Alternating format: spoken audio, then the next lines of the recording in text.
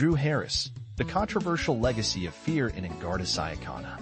As Drew Harris prepares to step down as commissioner of An Garda Síochána later this year, his tenure is being characterized by the head of the Garda Representative Association, GRA, as one marked by mistrust and fear.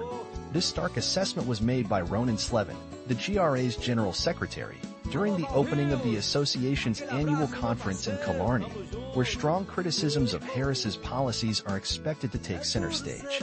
For the second consecutive year, the GRA, which represents 11,000 frontline Gardaí, has chosen not to invite Harris to speak at the conference, a decision that reflects their discontent with his leadership.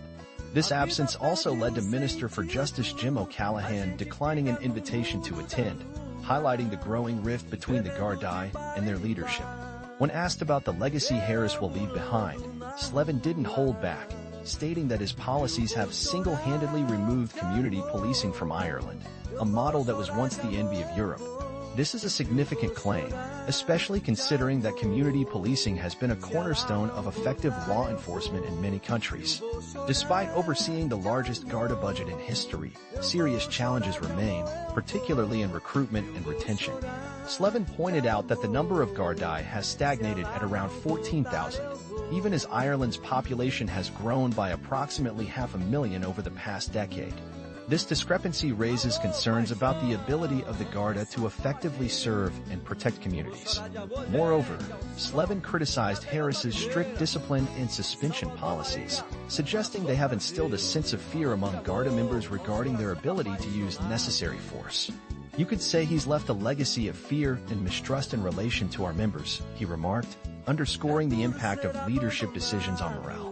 James Morrisroe, the GRA's Deputy General Secretary, echoed these sentiments, stating that the new policing model, which aimed to merge smaller Garda districts for greater efficiency, has ultimately failed. He noted that even the Scottish police abandoned a similar approach in favor of a return to community-focused policing, a strategy that has proven more effective.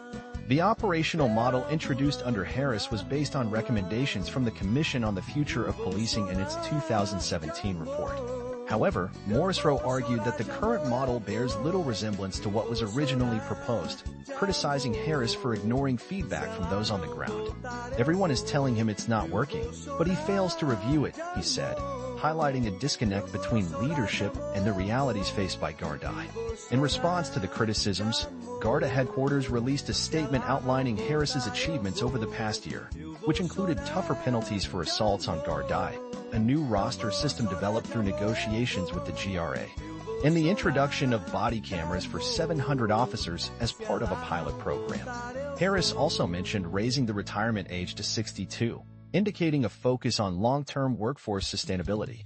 "I remain, as always, open to productive and fruitful engagement with all the staff associations, particularly at annual conferences, which offer an unparalleled opportunity for professional and respectful engagement," Harris stated, attempting to convey a willingness to collaborate despite the evident tensions. As Harris's retirement approaches, the discussions at the GRA conference will likely reflect a broader sentiment among Gardaí about the future of policing in Ireland and the need for a leadership that fosters trust and community engagement.